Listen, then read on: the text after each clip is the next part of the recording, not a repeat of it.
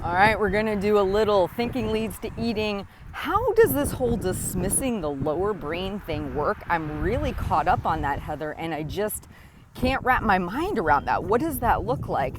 I had a conversation with a client who was trying to really get her head around what does dismissing the lower brain really look like in a day-to-day kind of context. And I have found, after now coaching several people on this, that it really helps to identify it to something that's already existing in your personal life that you don't give a whole lot of street cred to, or something that maybe you actively even avoid. So what I do is I kind of help people start to see the falsity in their lower brain and how it's always going to say the same thing. It's always going to take you down the same path of personal self-sabotage because it's looking for you to feel comfort in the immediate moment, right? Tracking makes you feel uncomfortable. Let's not track. We've had a really stressful day at work. Let's eat the things in the pantry. We'll start again tomorrow. It's going to constantly offer up the same cliche things, and you've heard it a bunch of times. You're already super familiar with it. It's the thing that leads you down the path of inaction, of going back to your old ways. That's how your lower brain shows up. So this particular client, I said, is there somebody in your life that maybe has had their bouts with being in and out of prison? Maybe they are somebody who, due to how they run their life, you wouldn't take personal advice from. And I have another video, by the way, where I talk about you're giving your lower brain the wrong status. You would maybe want to watch that in combination with this.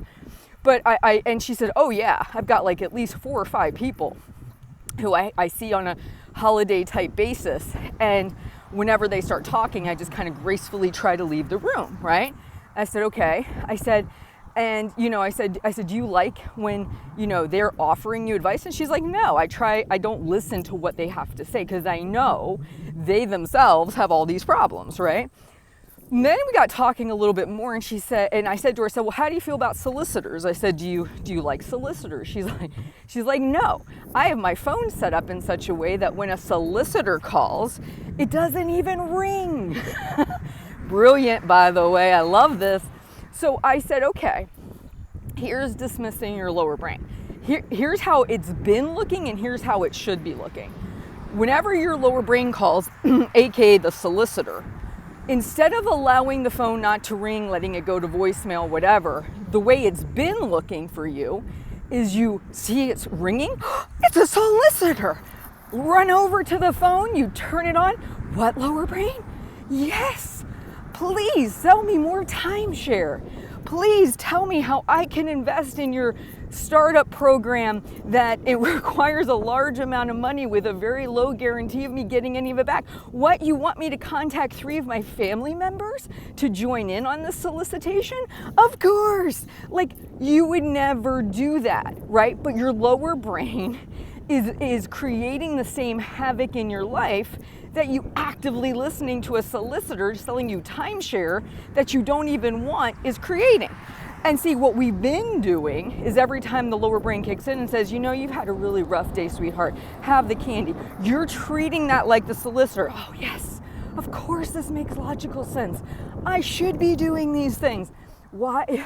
Of course I'll get back to it tomorrow. Like, you're really on the conversation with the solicitor, shooting things back and forth, really giving it a lot of gravity, okay? Versus solicitor calls, goes to voicemail, you don't think twice about it, right?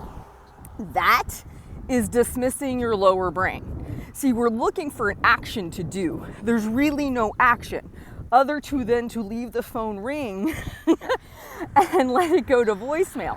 Not jump across the couch, grab the phone, intently listen to what it has to say, trying and engage it in a conversation, keep that conversation going with what if questions and, you should be doing this and you should be doing that and you see the difference, right?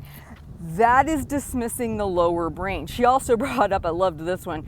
She said she's had people in the past, and this is no knock on anything, try to sell a major cosmetic, like one of these, you have a party, everyone comes to your house, you sell the makeup.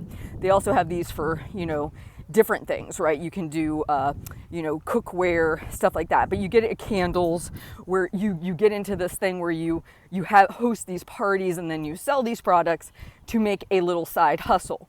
She does not like those. She doesn't want to be a part of those. So whenever this friend brings this up, hey, do you want to come to my such and such makeup party? And maybe become a sell person for my makeup company? She just dismisses it. She says, no, this isn't something I'm interested in. It's not something I want to do. So I said, every time your lower brain shows up, imagine it's this friend, this well-meaning friend, who is trying to invite you to help sell this makeup, have a party, do the things. And the way that you internally feel about that, you put that on your lower brain. And she says, yeah, she says, you know what? She goes, it's never occurred to me. It's so hard because these are all ideas that are coming from my brain, my head. I said, yeah, but what you have to visualize, and this might be helpful for you guys too, you have that prefrontal cortex, that's your thinking brain.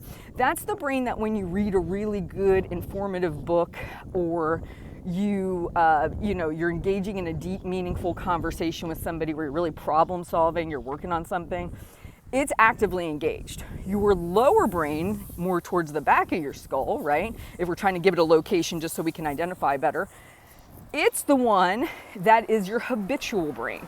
It's the one that every time you feel discomfort, it lovingly is trying to step in. It's trying to fix everything within just a 5-minute time period, doesn't care about your long-term consequences, doesn't care that you're 100 pounds overweight, doesn't care that you can't stop drinking, doesn't care that you've been wanting to quit smoking, doesn't care that you keep spending money you don't actually have to spend. Like that matters not one iota to lower brain. Lower brain knows fire, put out fire in this moment. And if I have to use something that's not helpful to do that, then I'm going to do that anyway, right? So keeping this in mind, higher level brain, well thought out, has long-term plans for you, knows what you want to do with the rest of your life, wants to move you forward. And when you can clearly see who's calling you on the phone, when you can see this is not my higher brain calling. And how do I know that? Because I have this master list of all the times my lower brain has called me and all the repetitive messages it keeps telling me. I can immediately let it go to voicemail. I don't have to take it seriously. This is where you want to get to, okay?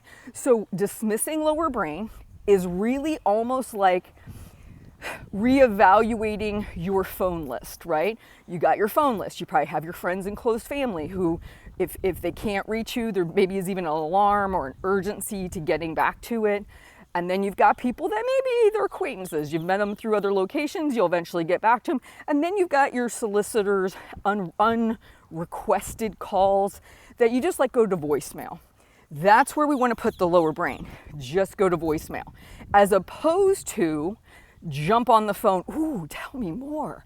Yes, I do need a timeshare in the Bahamas. Like, you're going down the rabbit hole because you're actively engaging. You're asking questions. You're offering up your credit card. Like, it's like, what? No. This is not the direction we want to go. So I hope this makes sense. I hope this is resonating with you. You guys have a great day. Please like and share and subscribe. And I will talk to you again soon. Take care.